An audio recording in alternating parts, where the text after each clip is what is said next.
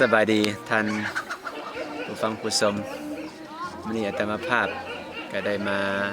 เป็นส่วนหนึ่งในโครงการรวมน้ำใจช่วยเหลือเด็กน้อยอยู่ชนบทวันนี้พวกเราก็มาบริจาคเครื่องเป็นเครื่องนุ่งแล้วก็เป็นเพิ่มเป็นสออุปกรณ์การศึกษาแก่นักเรียนอยู่ที่โรงเรียนประถมสมบูรณ์บ้านน้ำปะเมืองไซเกิดดำไซก็ที่เป็นโรงเรียนที่ห่างไกลสอลิกพอสมควรแต่พวกเขาก็ด้วยเป็นว่าการร่วมไม้ร่วมมือจากหลายภาคส่วนทางคณะอปสแดแล้วก็ทางนักปกครองฝ่ายบ้านเมืองก็คือทางองค์การศึกษาและกีฬาเมืองไซก็ร่วมกับนี่ประถมรองก็เดือพากันมาถึงทางจะยาวไกลจะลำบากขนาดใดเวลากันดานแต่ก็มาถึงจะได้ยันความสามัคคีความแรงความใจน่าเป็นผู้เห็นข้อสำคัญของการให้มาการให้นี่ภาษาบาลีว่าทาน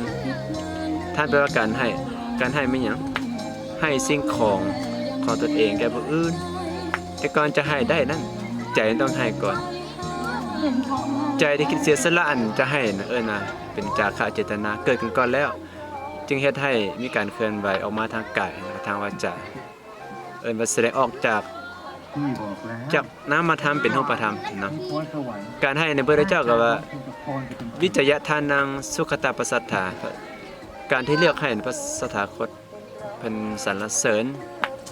คือการเลือกสิ่งที่เหมาะสมมาแล้วคือนักเรียนที่ต้องการเนี่ยการศึกษาเครื่องเรียนหรือว่าเป็นจิตน้ำใจเล็กๆน้อยๆวัตถุปัจจัยนะนักเรียนมันต้องการเนาะก็เลือกตัวนี้เหมาะสมเลือกให้แล้วก็บุคคลใดคนให้ขาดเคินบอกพระเจ้าเดี๋ยวพระเจ้าต้องการเป็นอย่างให้ตัวนั้นเป็นผู้ที่เลือกให้พระเจ้าเป็นสรรเสริญเป็นย่องการให้นี่ก็เป็นมีคำว่าหนึ่งพันว่ายิ่งให้ยิ่งได้ยิ่งหัวยิ่งให้อย่างจริงว่าสั่นยิ่งให้ยิ่งได้ยิ่งหัวยิ่งให้การให้เป็นเฮาเสียไปบ่อย่างจริงว่ายิ่งให้ยิ่งได้เฮาเบิ่งคือเฮาปลูกข้าวนะถ้าเฮาบ่ให้เม็ดพันธุ์ปลูกอยู่ดินข้าวมันจะเกิดมันบ่มันก็บ่เกิดบ่เฮาให้ข้าวเม็ดนึงปลูกลงไปแต่มันออกมาเป็นห่วงนี่มีจักเม็ดเห็นบ่การให้นะเบิ่งคือมันเสียแต่มันบ่เสียเฮายิ่งให้นะได้ความสบายใจความสุขใจพระเจ้ายังกล่าวอยู่ในสูตรนึงว่าบุคคลใดเป็นคนให้ทานเกิดมาสัตว์ได้เป็นคนหางคนมีร่ำรวยมีทรัพย์สินเงินทองไหลส่วนคนที่บ่ให้ได้เกิดสัตว์ได้ก็ทุกอย่างขาดเกิดแนวจะได้ก็บ่ได้แนวสิมีก็มีอันนี้ว่าการให้นี่ให้ยิ่งได้อย่างเฮาเห็นกันเนี่ยเฮาเห็นคือเฮายิ้มให้บ่เฮายิ้มให้นะคืออื่นถึงบ่ยิ้มให้ก็บ่เป็นหยังแต่ในนั้นว่าถ้าเฮายิ้มให้แล้วคนอื่นก็ต้องอดบ่ได้ยิ้มให้เฮาบ่แต่เฮาน่าพูดใส่กันเด้มันก็ต่างคนก็ต่างจิตใจบ่สมซื่นนะยิ้มออกไปมาค่อยๆยิ้มได้มันสึกสบายใจก็มีความสุขใจบ่ยิ่งให้ยิ่งได้เรื่องอื่นก็แล้วกันเฮายิ่งให้อภัย